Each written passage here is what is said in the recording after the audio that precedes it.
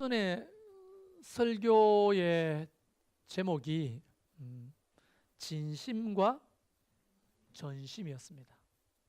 이심 전심이 아니고 진심과 전심. 좀 복습해 볼까요? 진심은 그냥 진심으로 주님을 사랑하시죠? 여러분의 남편과 여러분의 자녀들을 진심으로 사랑하시죠? 멀뚱멀뚱하게 얘기지만 대답을 진심으로 사랑하시죠? 그러나 다시 질문해 봅시다. 전심으로 사랑합니까? 네라고 자신 있게 이야기했는데 근데 춘재 형제를 왜 귀찮아해요 그렇게? 그 진심으로 사랑하지만 전심으로 사랑하지 않는 거 아닐까요? 아, 네. 그렇죠. 마음으로 사랑하고 몸으로 사랑. 그거 전심이 아니라는 거예요. 그게 전심은 행동이 수반된 사랑이라는 거예요. 전심. 그래서 우리가 신명기 6장 5절 하나님이 이스라엘 백성들에게 이렇게 말씀하셨죠. 마음을 다하여 뜻을 다하여 힘을 다하여 주 너의 하나님을 사랑하라. 이것은 예수님이 마태복음 22장, 마가복음 12장, 누가복음 10장에서도 인용하셔서 말씀하신 굉장히 중요한 겁니다. 다시 말하면 마음을 다하고 뜻을 다하고 힘을 다하는 게 뭐냐? 진심으로 사랑하는 겁니까? 전심으로 사랑하라는 겁니까? 전심으로 사랑하라는 거거든요. 근데 우리는 진심으로는 사랑해요. 근데 전심으로 사랑하냐? 이게 중요한 겁니다. 특히 여러분 연애를 처음 할 때 있잖아요. 연애를 처음 할 때 보통 우리 몸에 호르몬이 분비됩니다. 제일 이제 강력한 호르몬 중에 하나가 도파민이라고 하는 호르몬입니다. 도파민이 분비되기 시작하면 소위 우리 어르신들이 말하는 눈꺼풀에 콩깍지가 씌게 돼요. 눈꺼풀에 콩깍지가 씌면 어떻게 사랑하게 되냐면 진심이 아니라 전심으로 사랑하게 돼요. 그런데 호르몬 생물학자들이 이 도파민의 유효기간을 해봤더니 1년 또는 길면 6년, 최대 3년까지 가면 그건 기적이래요. 콩깍지가 덮어서 있는 게 3년을 안 간다는 거죠. 최대 맥시멈 3년이 안 간다는 거예요. 그러면 연애를 처음 시작했을 때 상대방이 나를 전심으로 사랑해 주지 않으면 그거는 가짜라고 봐야 되는 겁니다. 도파민이 분비되는데도 불구하고 전심으로 사랑 안 해줘요. 전심은 뭐냐? 아깝지 않은 거예요. 시간도 아깝지 않고요. 돈도 아깝지 않아요. 그래서 진심으로 사랑하는 건 뭐냐? 병든 고양이를 어떻게 하는 것이라고? 병든 고양이 이름이 나비야. 뭐야? 나비야. 네. 나비야 사랑해. 병들어서 피부병에 걸려가 털이 막 빠지는데도 나비야 사랑해. 요거는 진심으로 사랑하는 거죠. 우리는 그 병든 딱지가 덕지덕지 피부에 앉아있는 고양이를 끌어안기도 힘들고 코를 비비기도 힘들지만 이 주인은 나비야 사랑해 하고 코를 비비고 안아줍니다. 요게 진심으로 사랑하는 거예요. 근데 전심은 뭐냐? 약을 발라주고 그 다음에 배변통을 늘 자주자주 치워주고 똥을 싸면 집 묻을까 봐 또 소독해주고 닦아주고 수의사에게 데리고 와서 돈을 지불하여 그의 병을 고치기 시작하고 이런 것들이 포함된 게 전심으로 사랑하는 거지 안고 코 비비는 거는 진심으로 사랑. 하나님이 우리에게 사랑하라고 하셨을 때 그 사랑은 진심으로 사랑해 달라는 게 아니라 전심으로 사랑해 달라고 하는 거예요.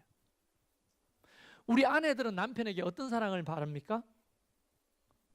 솔직히 말해보세요. 전심도 필요 없어. 진심만 사랑했었으면 좋겠어. 진심으로도 안 사랑하는 것 같잖아요. 어떨 때 보면 박양 김양을 더 사랑하는 것 같고. 근데 우리는 전심으로 사랑하는 것에 대해서 잘 할 수가 없어요. 하나님이 전심으로 사랑하라고 할 때는 하나님 자신이 우리를 어떻게 사랑하셨다고요? 전심으로 사랑하셨다는 거예요. 어떻게 해요? 그 영광스러운 하늘 보좌를 버리고 인간이 되셨다. 이게 어마어마한 희생이에요. 십자가에 죽은 게 희생이 아니고 그 자체가 희생이에요. 제가 개미 비유 자주 들잖아요. 제가 훗날에 죽으면 꼭 그걸 기억해 줘. 최성열 목사님이 개미 비유를 들었다. 그 개미 비유가 뭐예요? 내가 그러잖아요. 여러분이 개미를 사랑했어. 네? 개미를 사랑해가지고 개미를 진짜 사랑하기 위해서 내가 개미가 되는 거예요. 이게 더 큰 희생이에요. 개미가 된 상태에서 개미가 십자가에 매달려서 죽었어요. 이게 더 큰 희생이에요. 뭐가 더 큰 희생으로 보여요? 사람이 개미가 되는 게 훨씬 더 큰 희생이잖아요. 그런데 우리는 하나님이 성육신 하신 희생은 희생으로 안 봐. 십자가에 죽은 희생만 희생으로 생각하는데, 하늘 보좌를 버리고 이 땅에 오셔서 인간의 모습을 가지는 그 자체가 다 버리는 희생이에요. 전심으로 사랑하는 희생이라는 거예요. 할렐루야. 거기다가 피와 물을 다 쏟으시고 우리를 위해 대속의 죽음을 죽으셨다는 거예요. 하나님 자신이 우리를 어떻게 하셨다? 전심으로 사랑하셨다는 거예요. 하나님은 우리에게 말하는 거죠. 마음을 다하고 뜻을 다하고 힘을 다하여 사랑에 다하오. 우리 맞사랑해보자. 이것이 1부, 2부 설교 내용이었습니다. 한 가지 더 제가 그 설교 후반전에 이야기한 거잖아요. 우리 그 뭡니까? 청년들을 위한 희망 통장 이야기했죠. 희망 통장. 내가 벌어서 10만 원 저금하면 국가에서 10만 원 보태주는 거예요. 그게 요즘은 없더라고요. 그게 청년들 25세 미만인가 뭐 몇 세까지 청년들이 일해가지고 통장에 10만 원을 꼽으면 국가에서 10만 원을 보태서 찾도록 해주는 거예요. 그거하고 똑같은 거예요. 우리가 하나님을 전심으로 사랑하면 하나님이 우리를 전심으로 사랑하는 것을 삶에 느끼고 경험하기 시작하는 거예요. 한 걸음 더 가까이 전심으로 사랑하면 하나님이 한 걸음 더 가까이 우리를 사랑하는 걸 느껴요. 그만큼. 이해되십니까? 감자 캐는 거 이야기해 볼까요? 여러분, 감자를 한 바구니 캐면 주인이 이미 캐놓은 한 바구니를 더 보너스를 준대요. 그럼 여러분은 한 바구니만 캐고 끝낼 거예요? 아니면 얼마나 캘 거예요? 두 바구니 캐면 두 바구니를 더 주고요. 10바구니를 캐면 10바구니를 더 준대요. 그럼 여러분 어떻게 할 거예요? 갈렙 목장 금요일 날 몽산포에 조개 잡으러 가죠. 조개를 한 바구니 캐면 그 바다 주인이 한 바구니 조개를 더 준대. 그러면 죽자사 캐지 않겠어요? 응? 기다려 보겠습니다. 조개를. 어쨌든 하나님의 사랑에 대해서는 그런 열망이 없는 거예요. 우리가 하나님을 그냥 진심으로 찬양하고 그냥 진심으로 예배하고 그냥 진심으로 기도하고 진심으로 하나님 말씀하시는 걸 생각해요. 근데 그 정도가 아니라는 거예요. 그러니까 우리는 하나님의 진심만 느껴질 뿐이에요. 내가 전심으로 하나님을 사랑하면 하나님이 전심으로 우리를 위해 물과 피를 다 쏟아진 것처럼 우리에게 공급해 주시고 우리를 도우시고 인도하심을 더 많이 경험하고 느끼게 되는 거예요. 할렐루야. 이게 이심전심이지. 우리가 마음을 열고 하나님을 더 사랑할 수 있길 바라요. 그래서 이 이야기를 1부, 2부 때 다 못했기 때문에 오늘 이 오후 예배 때 좀 하려고 합니다. 그 사랑이 뭐냐? 그 하나님이 아낌없이 내어주는 그 사랑을 뭐라고 표현하냐면 헤세드라고 표현하는 거예요. 헤세드. 한번 따라해 보실까요? 헤세드. 헤세드란 말을 꼭 기억하시길 바라요.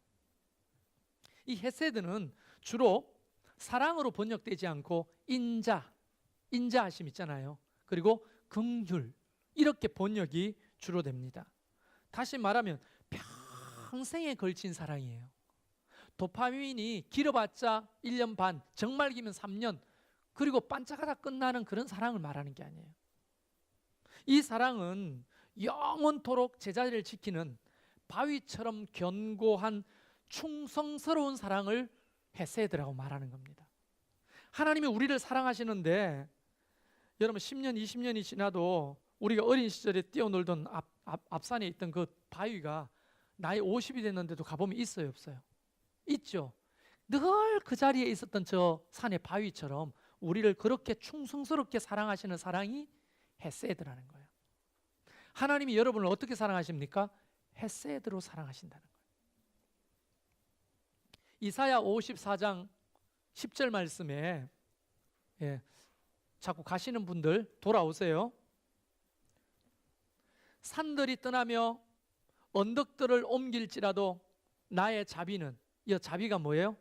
헤세드예요. 자비는 내게서 떠나지 아니하며 나의 화평의 언약은 흔들리지 아니하리라. 너를 긍휼히 여기시는, 긍휼은 뭐라고요? 헤세드. 여기시는 여호와께서 말씀하셨느니라. 여러분, 이 말씀 자체가 너무 은혜로워요. 산들이 떠나간대요. 그리고 언덕들이 옮겨져 가지고 평지가 돼버린대요. 세월이 얼마나 지났으면 그렇게 했어요?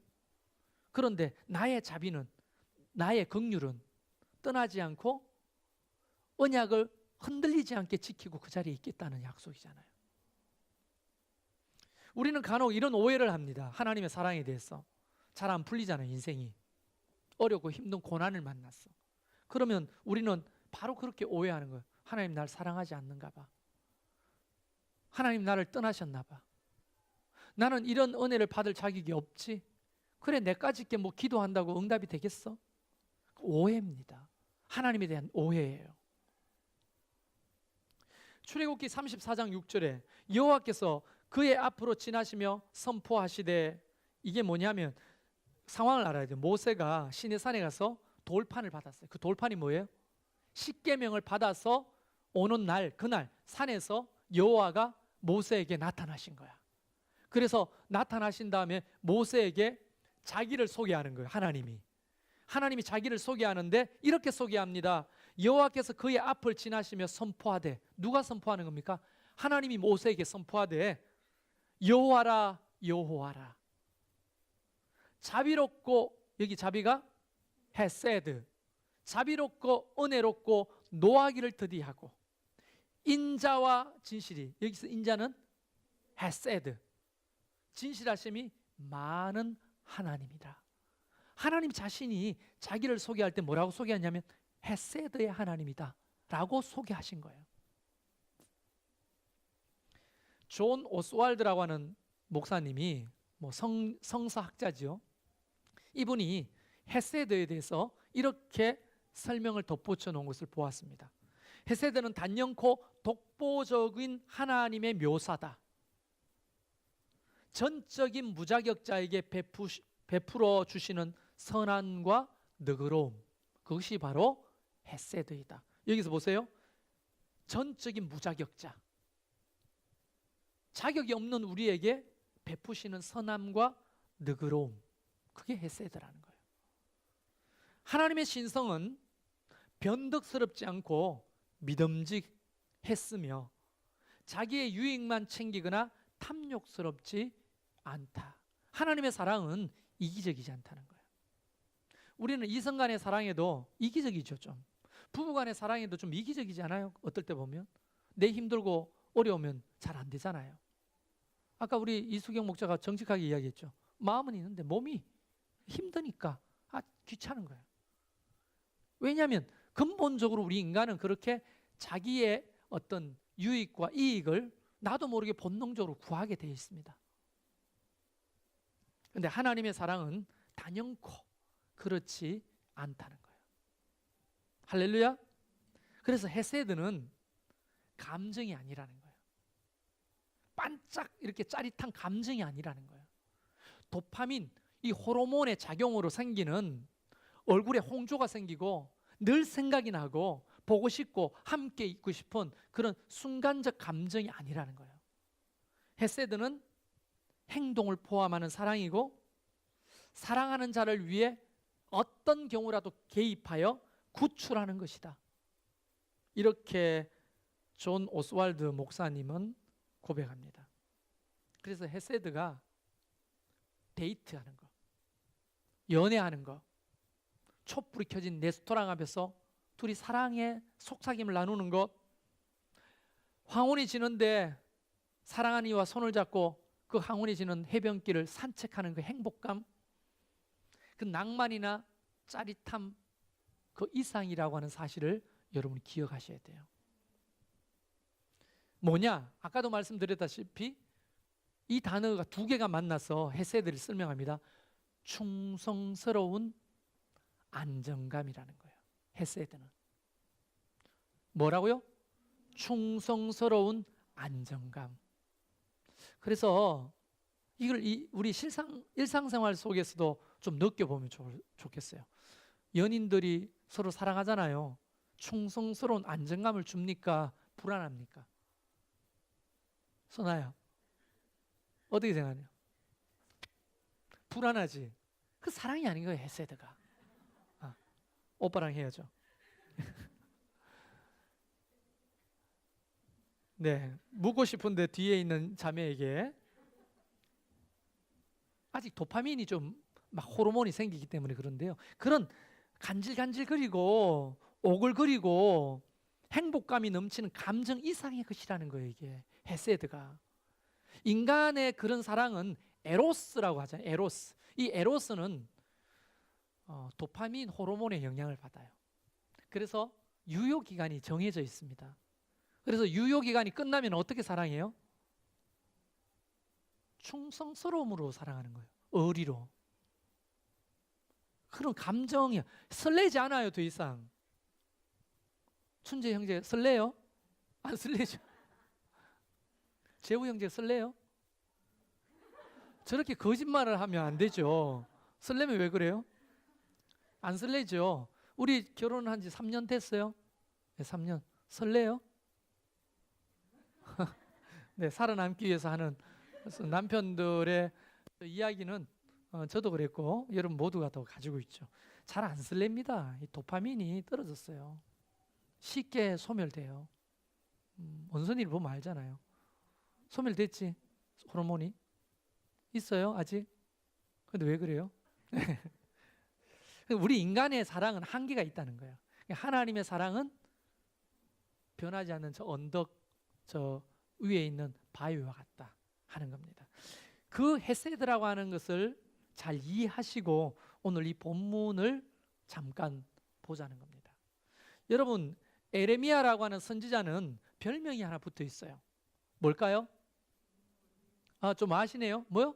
눈물의 선지자예요. 눈물의 선지자. 그런데 외부 적에게 핍박을 받은 게 아니야. 이 에레미야는 동족에게 핍박을 받았어요. 왜냐하면 바른 말을 짝짝 하거든요. 예레미야가 이러면 안 됩니다. 왕이시여.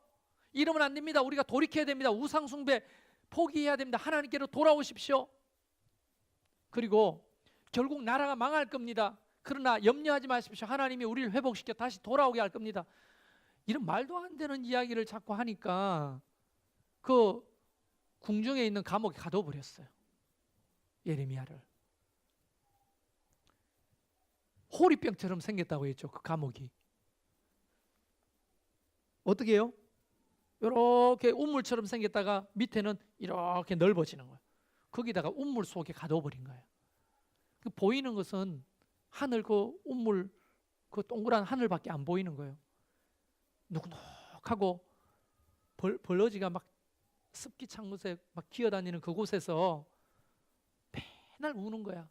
근데 그 울음 소리가, 기도하면서 우는 소리가 호리병처럼 생긴 이 우물을 통해서 기분 나쁘게 들리는 거예요.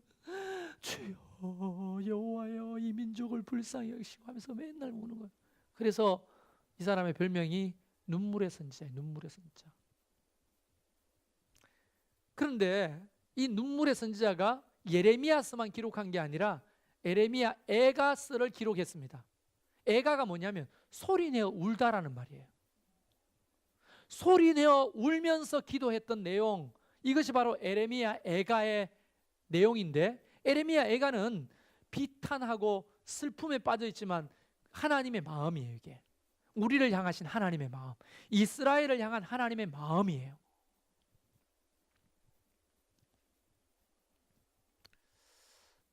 여러분 자녀들 때려보셨죠? 나만 때렸나? 가만 계시지 마시고 날 좀 도와주세요. 때려봤어요? 안 때려봤어요? 때려봤죠? 그 본심이에요?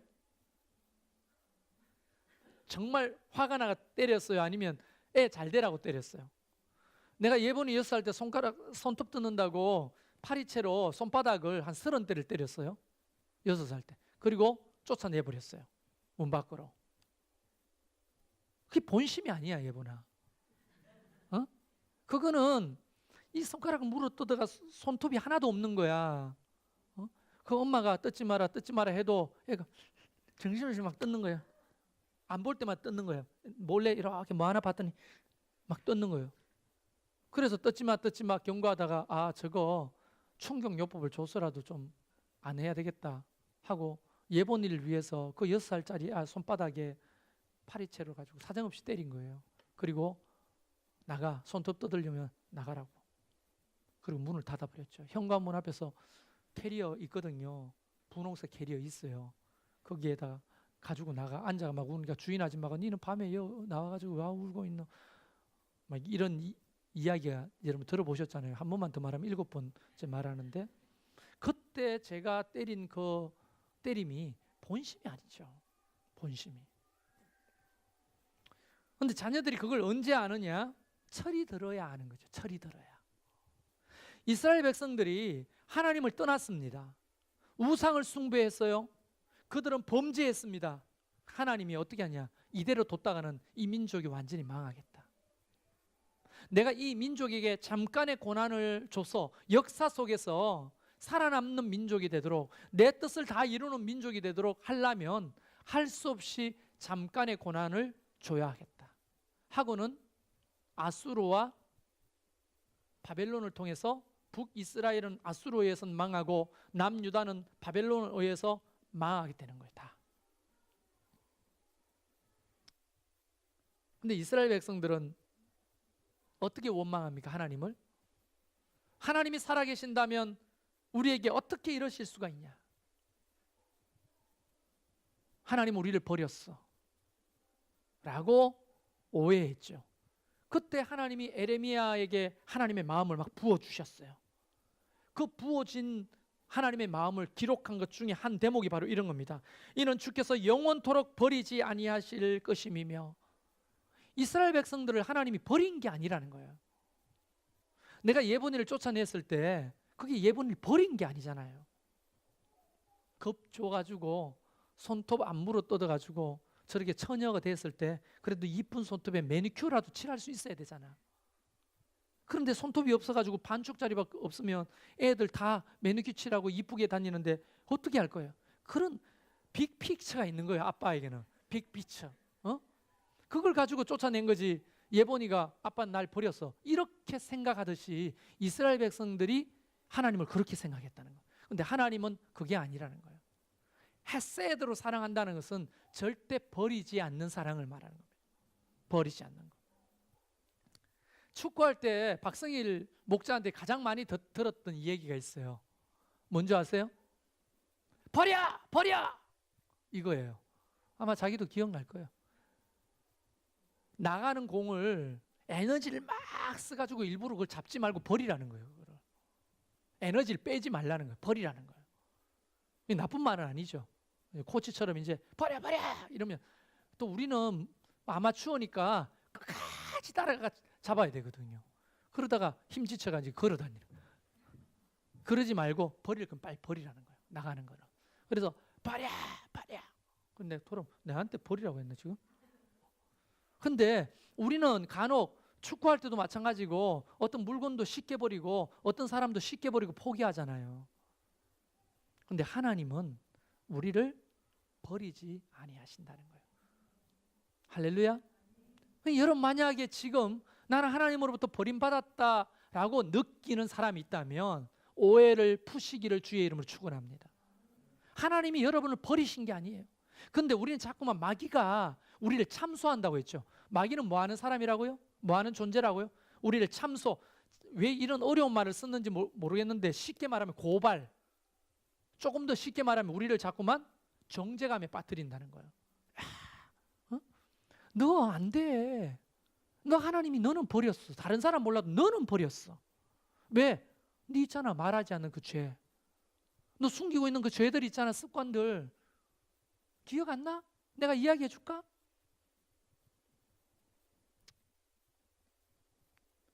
엄마하고 애들한테서 이야기를 하다가 나는 외박한 적 없지. 나는 외박한 적 없는데 이런데 우리 집사람의 눈이 딱 기억 안 나? 이런 표정으로 나를 봤어요. 암만 생각해도 기억이 안 나요. 나는 외박한 적은 없거든요. 잠깐 놀러 갔다 그런데 기억이 안 나요. 난 죽어도 외박한 적이 없거든요.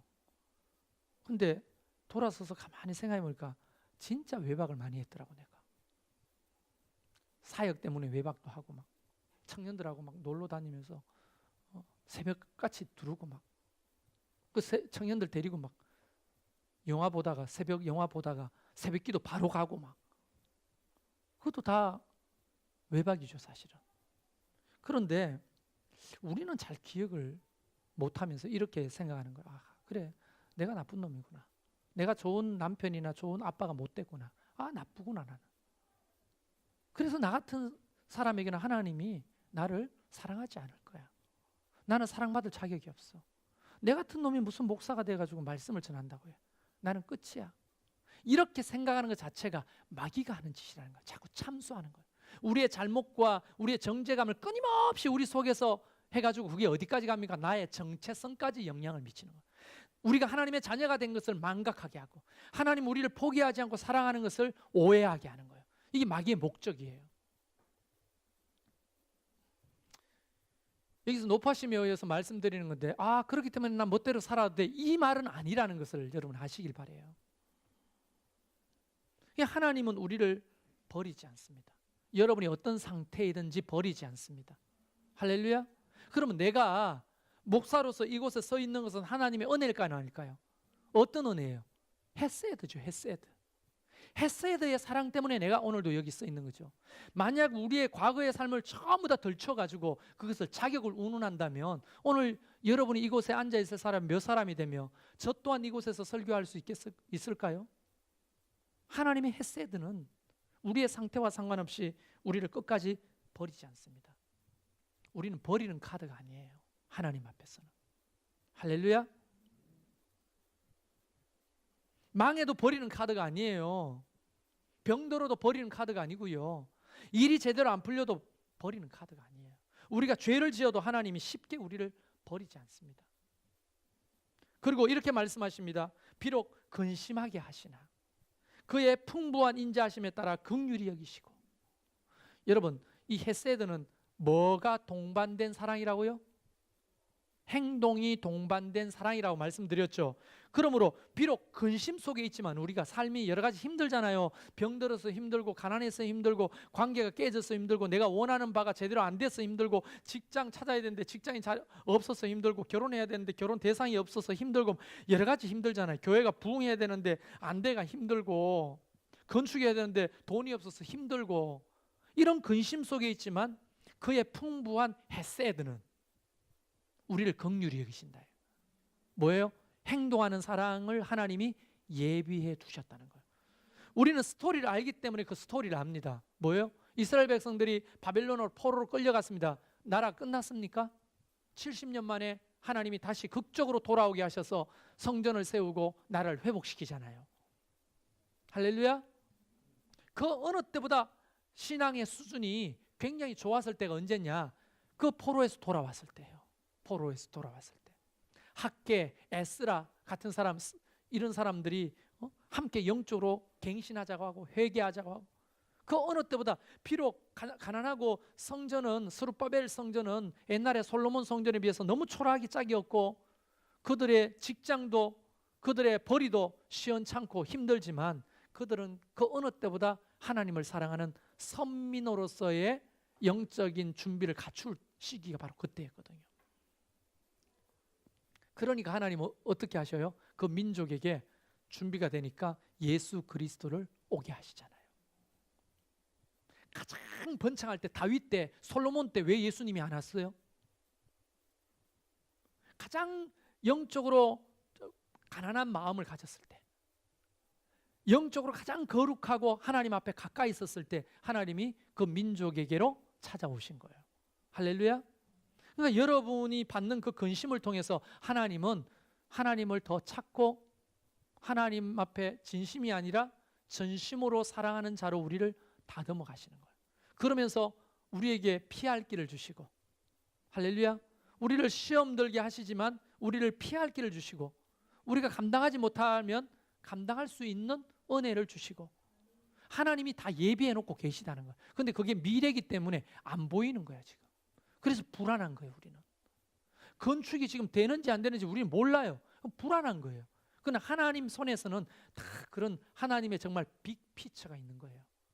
왜? 헤세드, 우리를 사랑하시니까. 행동하는 헤세드가 하나님의 성품이니까. 놀라운 거죠. 그리고 세 번째 이렇게 말합니다. 인생으로 고생하게 하시며 근심하게 하시는 하심은 본심이 아니시로다.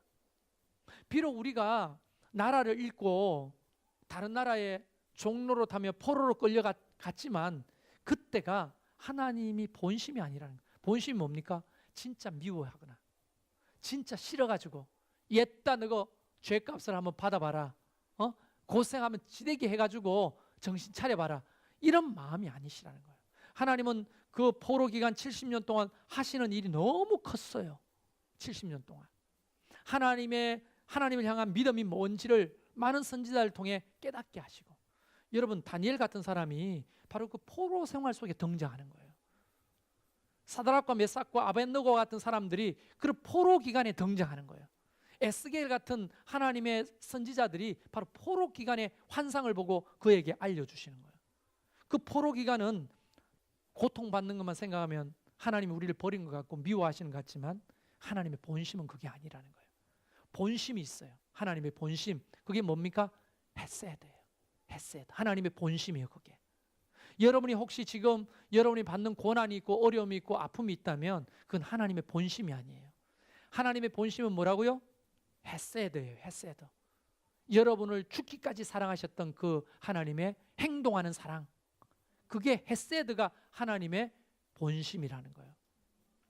그렇다면 우리는 어떤 태도와 자세를 가지고 하나님의 사랑을 맞이해야 될까요? 그 본심을 내가 아는 게 중요한 거예요. 하나님의 본심을 아는 것. 우리는 신앙생활도 오해로 해요. 오해. 여러분 일단 여러분이 목사를 오해 안 했으면 좋겠어요. 좀 반응들을 좀 해보시죠. 목사를 오해 안 했으면 좋겠어요. 그리고 목자를 오해 안 했으면 좋겠어요. 오해를 통해서 다 관계가 깨집니다. 사실은 그게 아닌데 본심을 아는 게 중요한데요. 하나님은 우리의 본심을 알아요. 우리도 하나님의 본심을 알아가려고 해야죠.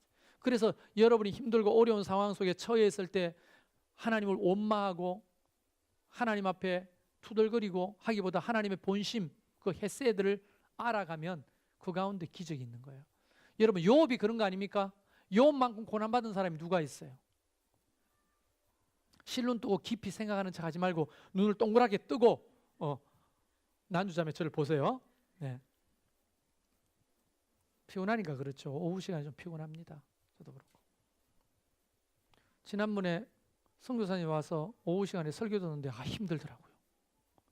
제가 청중이 돼서 오후 시간 앉아봤더니 와, 성도들 진짜 초인적인 힘으로 참고 있구나, 이런 생각을 좀 하게 됐어요. 그래서 여러분 좀 돕고 싶습니다. 곧 끝낼게요. 자, 여러분 뭔 얘기하다 그랬죠? 오해를 통해 하나님의 본심을 아는 게 중요하거든요. 목사의 본심을 아는 게 중요하고 목자의 본심을 아는 게 중요하고, 오해 때문에 모든 관계가 깨지고 하나님과의 관계도 하나님을 오해함으로 깨지는 거예요. 하나님의 본심은 우리를 사랑하시는 겁니다. 할렐루야. 그러면 여러분이 이렇게 말할 거잖아요. 사랑하신다면 왜 내 삶에 이런 일이 벌어졌냐고. 근데 가만 보면요, 그게 내가 잘못해서 내가 뿌린 대로 거두는 경우가 상당히 많아요. 구할은 그거예요. 구할. 근데 하나님을 원망할 게 아닌데 그걸 또 하나님을 원망. 쥐가 공부를 안 해가지고 시험에 떨어져 놓고 하나님 나한테 어떻게 이러실 수가 있어요? 이렇게 말하는 게 옳으냐고요.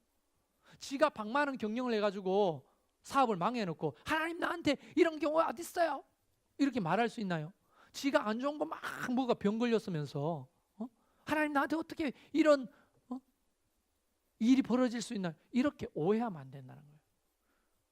그래서 어떻게 해야 됩니까? 하나님의 본심을 이해하라. 이게 신앙생활이 굉장히 중요한 겁니다. 자, 본심을 알게 되면 그 다음 단계가 뭐예요? 그 본심을 이해했기 때문에 전심으로 하나님을 나도 사랑해야 되는 거예요. 사랑하고자 해야 되는 거예요.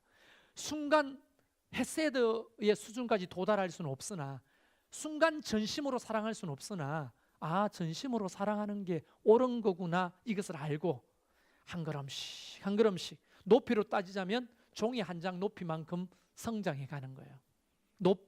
종이 한 장 높이만큼. 그렇게 성장해 가다 보면 우리 또한 이 땅에서 사는 동안 하나님을 전심으로 사랑하다가, 하나님이 우리를 전심으로 사랑하시는 본심을 우리의 삶에 깨닫고 하나님이 끊임없이 우리를 도우시고 인도하시는 그 놀라운 복을 누리게 되는 거예요. 그래서 어느 날 내 인생의 뒤안길을 돌아보면 은혜구나, 하나님의 은혜였구나, 하나님의 복이구나, 이거를 깨닫게 되는 거예요. 그게 성숙이죠. 우리 교회는 암 환자들이 몇 분 계시는데, 어떤 한 자매가 이제 방사선 치료를 받게 되잖아요. 제가 아까 기도해 드리면서 그랬어요. 방사선 치료를 받을 수 있다는 게 이게 얼마나 감사한 건지 몰라요. 여러분, 많은 암 환자들을 보지만 항암 치료를 할 수가 없어요. 해야 되는데 할 수가 없어. 방사선 치료를 해야 되는데 몸 자체가 방사선 치료를 감당할 수가 없어요. 그래서 못 받아요. 근데 자매님은 방사선 치료를 받을 수 있잖아요. 아무거나 먹고 마시고 다닐 수 있잖아요. 되는 거예요. 그래도 못 고치면 아무도 못 고쳐요. 그게 얼마나 감사한 거예요. 근데 만약에 그 자매가 그렇지 않지만 어떤 사람이 방사선 치료, 나는 왜 방사선 치료 너무 힘들어, 왜 하나님 나한테 이런 어려움을 주냐고. 그러면 경미 다니는 병원에 한번 가봐야 돼. 그 암 환자들이 어떻게 사는지. 항암을 못하는 사람도 있고요, 항암을 견딜 수 없어서 힘들어하는 사람도 있고요, 방사선 치료 아예 안 되는 사람도 있는 거예요. 근데 그게 얼마나 감사한 건지 몰라요. 하물며 여러분은 지금 병이 없잖아요. 물론 이제 뭐 크고 작은 질병은 있겠지만 병이 없잖아요. 이게 감사한 겁니까, 안 한 겁니까? 얼마나 이게 감사한 건지 몰라요. 거기다 운동까지 할 수, 등산까지 가고 곱창도 먹을 수 있잖아요. 이게 얼마나 감사한 건데요. 암 환자들 곱창 먹으면 안 돼요. 고기 단백질 절대로 먹으면 안 돼요. 몸이 하나님의 창조의 원리대로 돌아오도록 해야 되는데 그게 보통 힘든 게 아니에요. 풀떼기만 먹어야 돼요. 풀떼기만. 얼마나 감사한 겁니다. 하나님의 본심을 삶 속에서 너무 많이 깨닫게 되고요, 돌아보면 이게 하나님의 은혜구나 알게 되는 거예요. 할렐루야. 지금도 하나님의 헤세드가 여러분 삶 가운데 부어지고 있음을 믿으시길 바라요. 정말 부어지고 있음을 믿으십시오. 그 사랑을 힘입어 오늘도 포기하지 않고 그 사랑의 담력을 가지고 내가 세상을 향해 나가는 겁니다. 저 문을 나서는 거예요. 그 사랑을 가지고 상황이 어떻게 됐든지 간에. 왜? 하나님의 사랑은 오늘도 부어지니까. 할렐루야. 그 사랑 생각하면서 같이 찬양합시다.